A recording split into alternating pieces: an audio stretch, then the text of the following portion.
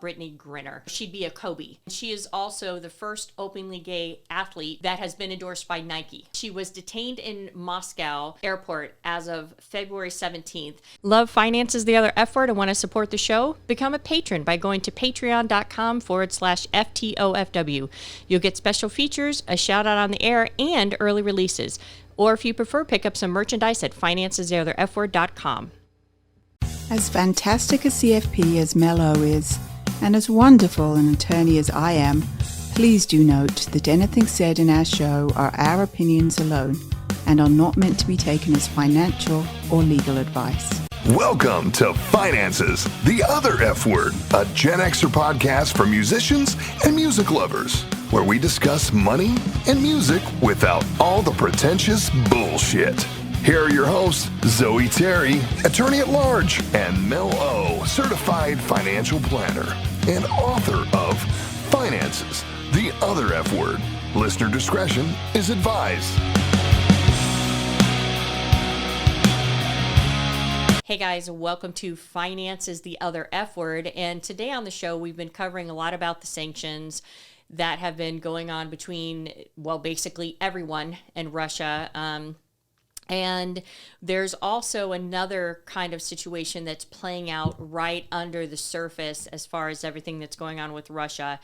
We've talked about the agricultural impact of sanctions on Russia and Ukraine, and we've also talked about the oil implications, how that affects inflation, and how that could affect your bottom line. So now we're going to shift to something a little bit different. Before we get into what we're going to talk about, I just wanted to kind of touch on, for those of you who may or may not know, the Florida Senate passed a bill Tuesday, March 8th, that would prohibit classroom discussion about sexual orientation or gender identity in primary school. Have you heard of that, Zoe? Yes, I have. Don't say gay? Don't say gay, yeah. Have you seen the TikTok of this man getting out of bed? No. He gets out of bed, he does all his, morning, whatever they're called, and then he goes up to his front door, and then he gets out a rainbow fan, fans himself, opens the door and goes, "Gay!"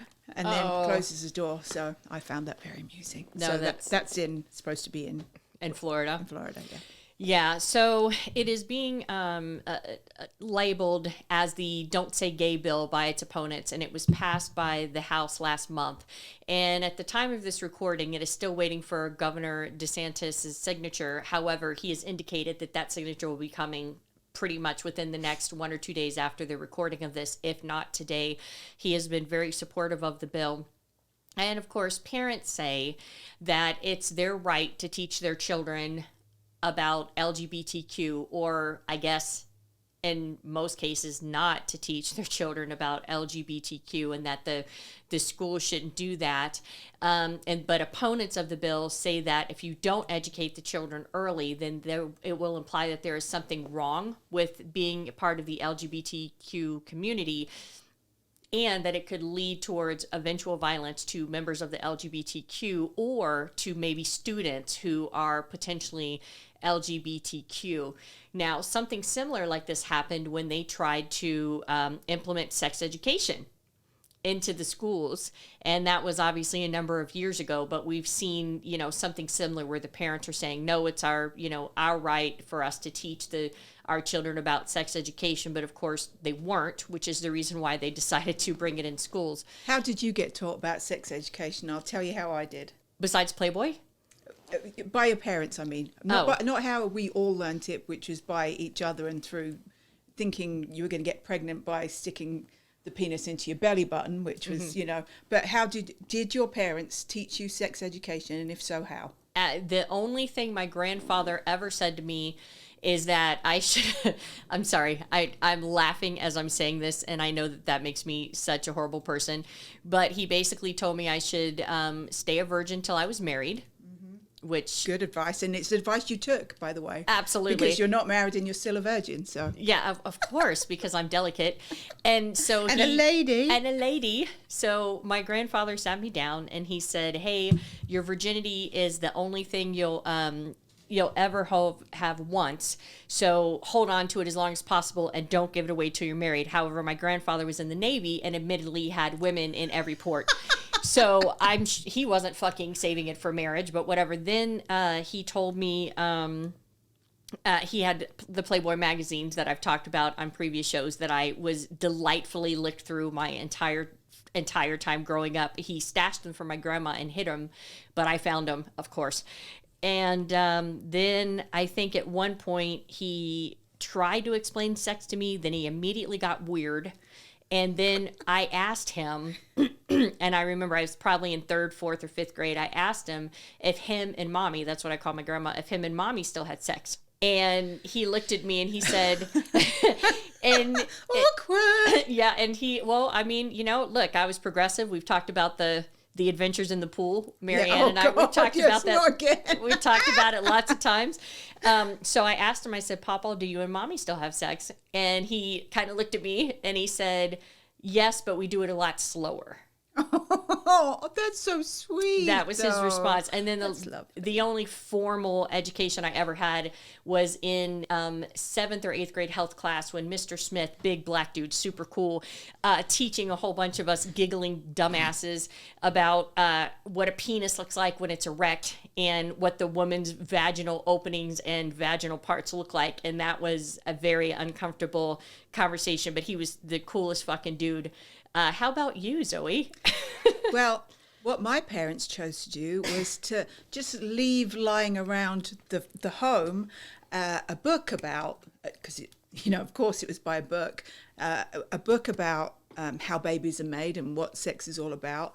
But unfortunately, what they neglected to pay attention to was that the cartoon figures looked very much like them. So the man looked like my dad and the woman looked like my stepmom. And so already I'm traumatized. So there's pictures of, boobs and bums and penises and women's babies coming out of vaginas, and they look like my mom and dad. And so, Did they have that specially made so it looked like them? No, this was... Are you sure? No. No, this was the sex education book of the 70s or 80s, I guess, back in England. But luckily, I being the wily girl I am, I knew already, and I was already telling the girl next door who thought that you got pregnant by having a penis in your belly button that that's not how it's done, love. Who knows where I got it from, but it certainly wasn't my parents. See, I never thought that it went in my belly button. I thought it went in my pee hole. That's the only... Kind of does, right? No, that maybe for a dude. Have I been doing it wrong all these years? It's the only hole I realized I had until I was a little kid. This is a lot of information, but I know. Whatever. When I was a little kid and I had just got done going to the toilet and I just decided to check myself out in the shower mirror. Uh-huh. And I was like, and when I saw the hole, I thought I was broken. And that somehow I was defective because poor, am I broken? because I had an extra hole. So good times. So there was that. Excellent. Yeah. But no, my parents never talked to me about sex either. But my grandfather, I guess, trying to have the conversation, and my grandmother was so religious that she didn't have sex until marriage, and then got divorced because he wanted to get divorced, and then I think she ended up having. Maybe waiting until she married Papa, or maybe she was a little freak and I didn't know it. I hope she was a freak. Like, I want that for my grandma. Right. You know what I mean? And don't let me forget at the end of this to talk about a song by Loretta Lynn. It's very important. Okay, I'll remember. So, yeah. So, anyway, so that's that. Anywho, but the reason why we mentioned that is because we're going to talk about Brittney Griner. Now, some of you may have known about her or may know about her or may not know about her, but she has been kind of brushed under the carpet with the invasion of Ukraine.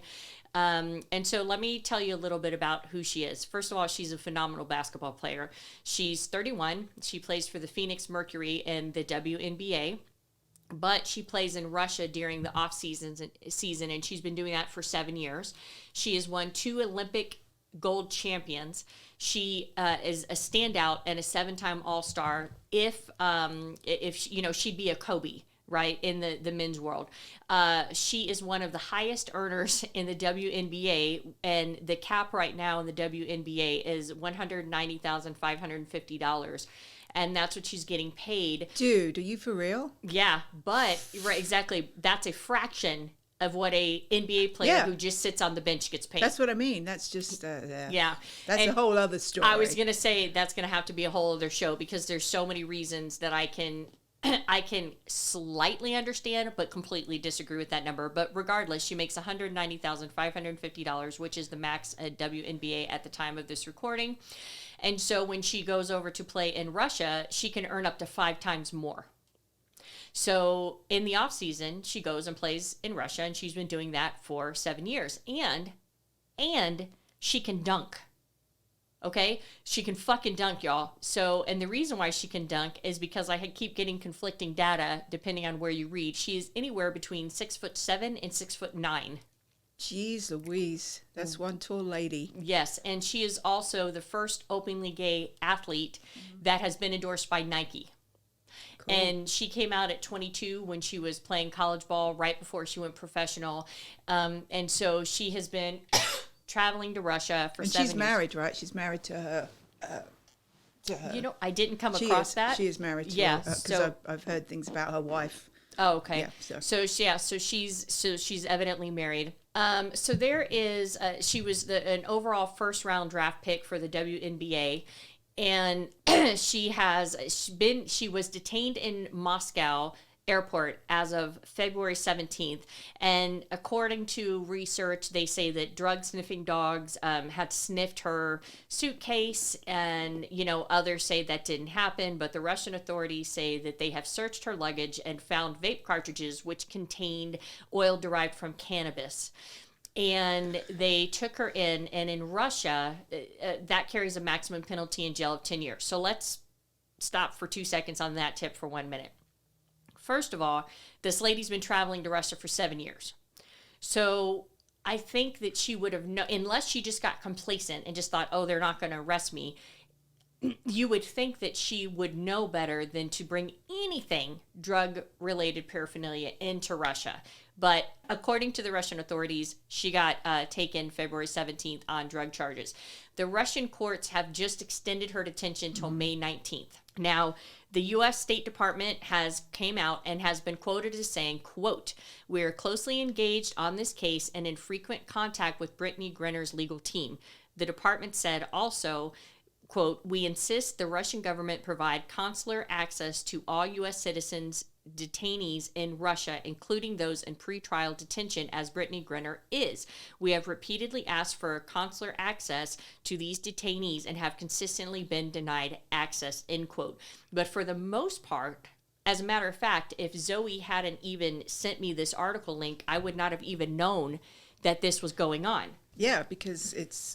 Because nobody seems to give a shit. And no one seems to care. Right. And, yeah.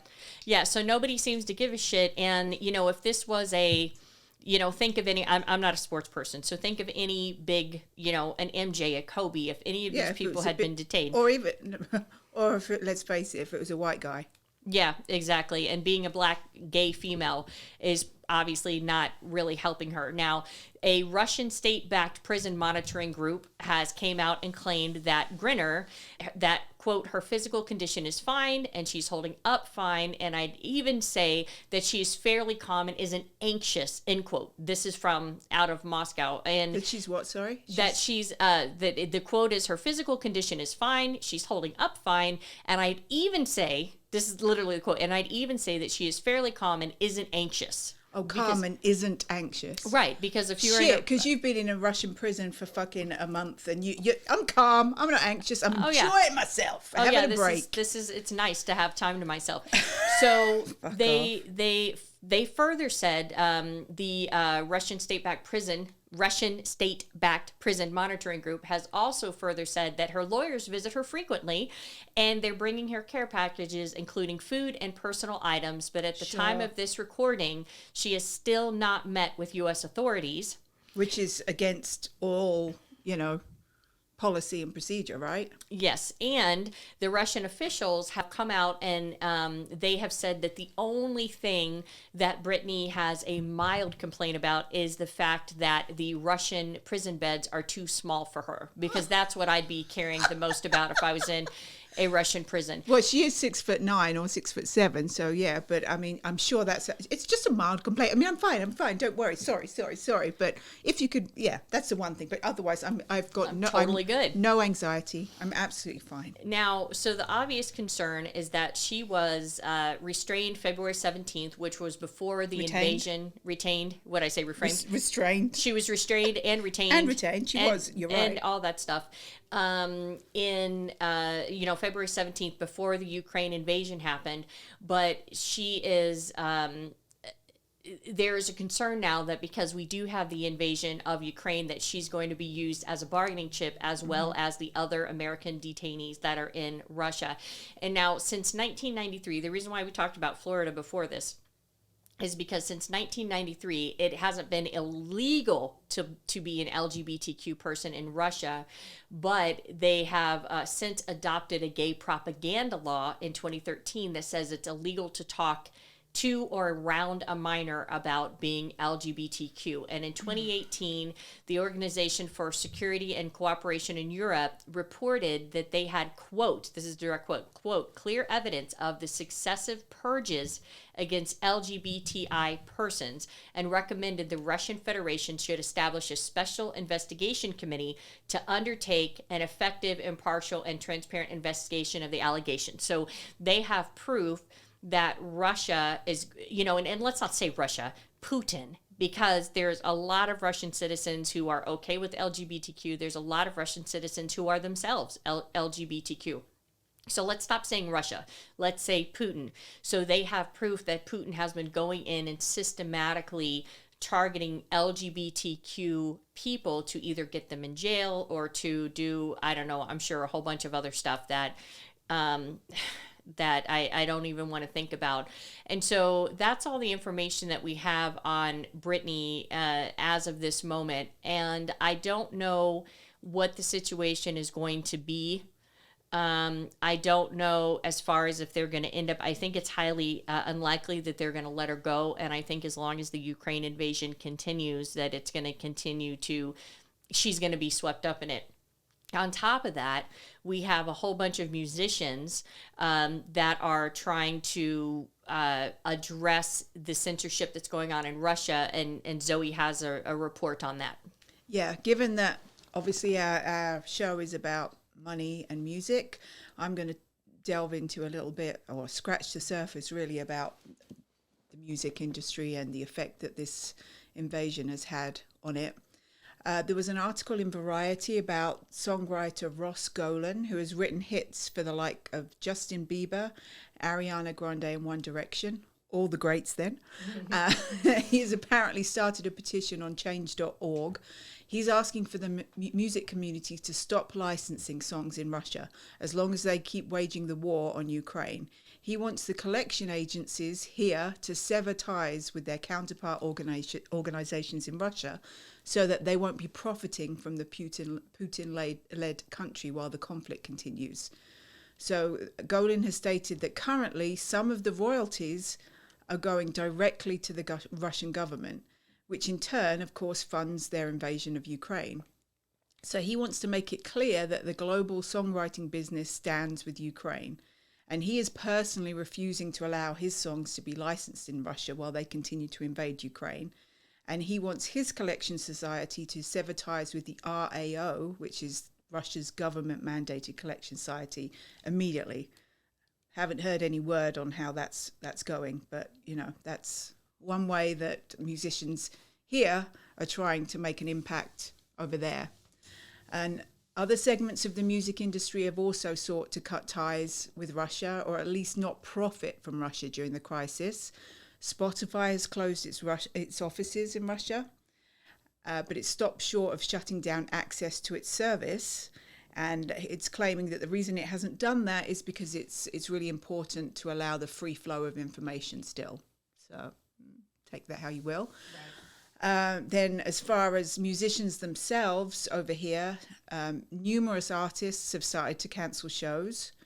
Green Day has halted a tour date scheduled in Russia.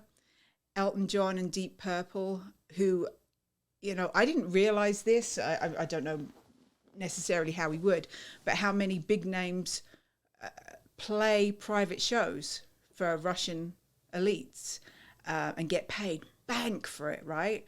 But Elton John and Deep Purple have both played private shows for Russian oligarchs, and so have many other stars like Sting, Beyonce, and J-Lo. They've all done that in the past, and they can rake in millions to perform for private parties and functions. Now, Elton John has said he will not perform private shows for oligarchs or any shows in Russia again, or for anyone connected to the regime, which is great, I guess. The fact that he was doing it in the first place kind of sits a bit funny with me, but there you go. Deep Purple have cancelled a show in Moscow. Bjork has also cancelled an orchestral show scheduled to take place in Moscow in June. Other artists such as Nick Cave and the Bad Seeds, Iggy Pop, The Killers, they've all also cancelled Russian shows. Although, according to this article, and all these articles are on our Facebook page and all will be in our show notes, the article from, I think it was from BBC, said that some artists are expected to maintain their dates there. And I'm just thinking, who, how, and why? Yeah. Can you imagine? No, I mean, I can't. I'd really like to see who does. I really would like to. So I don't know who is planning on doing so and why. And then, meanwhile, in the Ukraine, musicians are now becoming soldiers, right? They're fighting. They're becoming soldiers. They're becoming war reporters, military fundraisers, doctors. They're just, you know, they're doing it all. As you've seen, the Ukrainians are just a hardy bunch. One of Ukraine's top techno DJs, Olga Korolova. God, I'm butchering that name. Try that again. Korolova. There we go. I think that's probably right. Sure. It sounds right to me. Korolova? Yeah. Question mark? Sounds right to me. She fled from Ukraine to Poland with her daughter and dog and 2 bags of possessions. She was supposed to have a gig that night in Poland, but instead she decided to play only music by fellow Ukrainians and donated her entire fee to the Ukrainian army and to charities helping people displaced by the conflict. Then the next night, she hosted a separate fundraiser on her YouTube channel and now uses her Instagram just to update people from the Ukraine and show footage of the Russian invasion so that she can show fans in the Ukraine and Russia the extent of the destruction. Because let's not forget, in Russia, they're being fed propaganda, right? They're being told that it's the Ukrainians that are committing genocide and that are the ones to blame. So a lot of these Russian and Ukrainian artists are trying to use their social media to show Russians that, no, this is the reality. This is what's going on.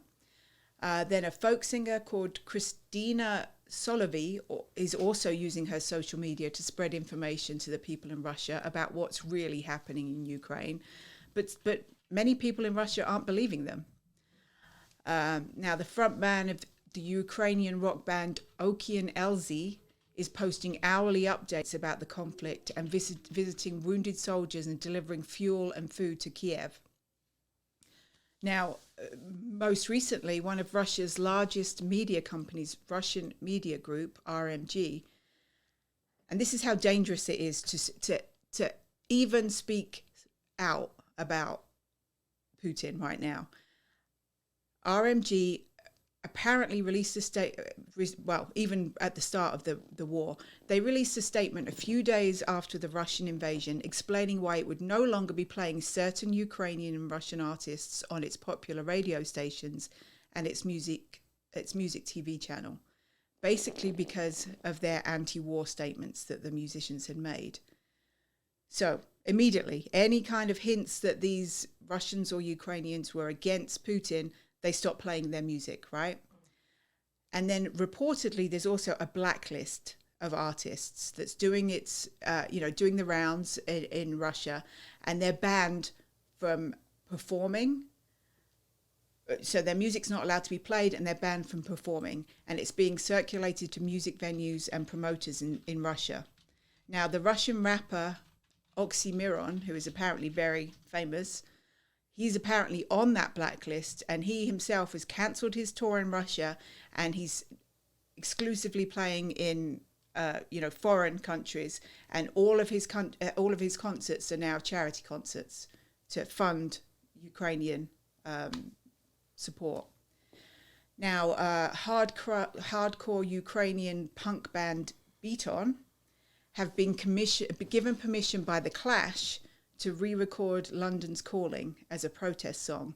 Now, we did an episode about protest songs, and they're going to obviously get to raise funds against the war, and they're going to be calling it Kiev Calling and changing the lyrics somewhat. But that's, I'm sure that's just going to be the start of protest songs for reals. Now, other kind of music news is Russia has just been banned from participating in this year's 66th Eurovision Song Contest. Initially, the Eurovision Song Contest said they could still participate, and then they did an about turn within about 48 hours saying, oh, actually, no, you're right, they can't. The Eurovision Song Contest this year is taking place in Turin after Italian rock band Maneskin won it last year. But Russia will not be able to perform. And most recent news is that there's going to be a benefit concert. I think we've talked about benefit concerts also on a show not too long ago. There's going to be a benefit concert next week in Birmingham, England, with all proceeds going to charities to support Ukraine, and artists including Ed Sheeran and Snow Patrol are going to be playing. So that's just some of the impact that musicians are having, or that this war has had on musicians. But obviously it's an ever-evolving thing. Yeah, there's so many things that, we have to watch. And somebody brought this to my attention today, and I've done a mild amount of research on it, that they speculated that one of the reasons why Putin is going after Ukraine is because it is sitting on a large deposit of titanium, which is used to make bombs. So that would make sense. But, what we're entering into right now is a really uncomfortable time. We have people being held in Russia, and I know I keep saying this, and I'm going to keep saying it. It's like the 80s all over again. We have hostages being in Russia, but the other thing is that we've talked about the sanctions, but even before that, if there's harvesting that needs to happen, like people need to be planting right now in order to be able to harvest. And as we've talked about on our prior sanctions episode, Ukraine and Russia make up 1/10 of all of the calories consumed globally. Okay, not just in America, globally. So let's just, feather that out a little bit. Let's assume, because of the fact that, we've talked about a little bit about food waste, that America can plant and be sustainable as far as to feed America, right? That America has enough farmland that we can just feed America. Well, that's good, but at the same time, we still rely in part on the money coming in from exporting some of that agriculture out, which is now going to be gone. Not to mention that if they're just by themselves because of the war, if their agricultural cycle is messed up and they should be planting right now, but they're not, then come fall, they're going to have an issue. On top of that, again, I've talked about Russia and Ukraine being massive exporters of global agriculture. Russia is going in and destroying farmland in Ukraine. So yes, there's, human life. Yes, absolutely. That's a big deal. But what it's also doing is it's having a complete and utter impact over us for the rest of the time. And so the thing is that these are all stuff that's kind of all happening at the same time. And so when you're listening to stuff about Russia and you're listening to stuff about Ukraine, all of this stuff is kind of happening all at once. And oil is the big headline, but famine or people having food insecurity within the eastern side of the hemisphere could be very probable. It could reach the United States. I'm hoping, and I haven't done research on it, and maybe that will be one of the things we touch on, is does the United States have enough sustainable agriculture to feed our people? But even if we do, there's still things we get from Russia. We don't have enough shit of our own in this country? Well, from what the little bit that I know of, I'm not sure at this point, but I do want to do research on it because there's a lot of stuff that's happening that can affect us down the road. And there is conversations about, can that take us into a recession? Mm-hmm. And I don't know. I haven't done enough research into it. But, we need to look at those things that are on the horizon. So we will continue to, touch on the ongoing situation with Russia because Zoe was supposed to remind me about a song by Loretta Lynn, and I she completely didn't. forgotten. Yeah. So one of the things that I did just to make sure that we had this as a fallback was just look at all the times that America has censored songs, and I came across a song that I had never heard before. And I was raised on old country, and it was a song by Loretta Lynn. And it was released in 1975, and it's called "The Pill." And it was not the pill, not the morning after pill, but the pill. No, that's what I meant. Yeah, the pill. Yeah.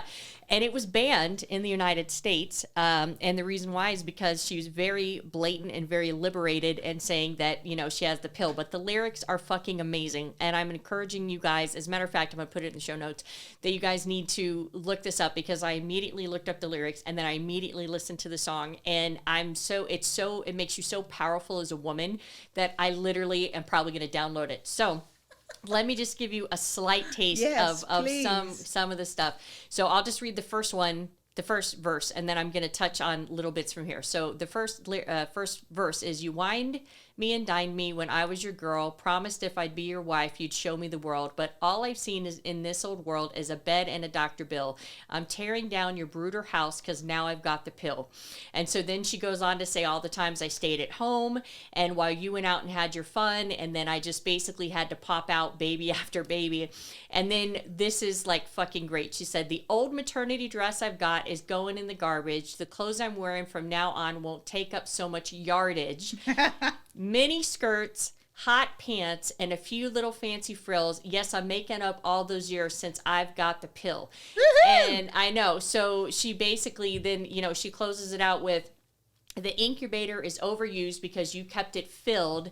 The feeling good comes easy now since I've got the pills. And so it's getting dark. It's roosting time. Tonight's too good to be real because mama's got the pill. Oh, daddy, don't you worry none because mama's got the pill."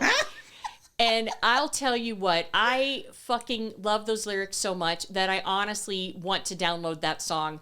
Me too. Yeah, because that's so powerful. And of course, America banned it because she talked about the pill.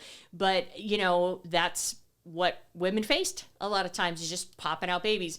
And I literally, I'm probably going to download that song because it made me feel powerful because I cannot imagine having to lay up under a dude and just squeeze out kid after kid after kid. That sounds like my version of hell. Anything to add to that before we jump off, Zoe? Is it a country song? Oh yeah, Loretta Lynn is. Yeah, that's what I thought. Yeah. I mean, even though it's a country song, I will still listen to it. We'll listen to it when we're done here. Okay. Loretta Lynn is very much country when country wasn't cool. I'm telling you, I was raised on old country, y'all. That's why I hate it. So anyway, we appreciate you guys jumping in here and spending a little bit of your day with us. As always, follow Lily Lou Mittens on Instagram and find us on social media at Finance is the Other F Word. We have a YouTube channel. We have a Twitch channel if you want to watch us live and jump in with your commentary and tell us what you think. You can also find me on TikTok at FTOFW_podcast or at Moment of Metal. And with that, we are out this bitch. Cheerio. Bye. Thank you for listening. Please check back for upcoming episodes and follow us on Twitter, Instagram, and Facebook at Finances, the Other F Word.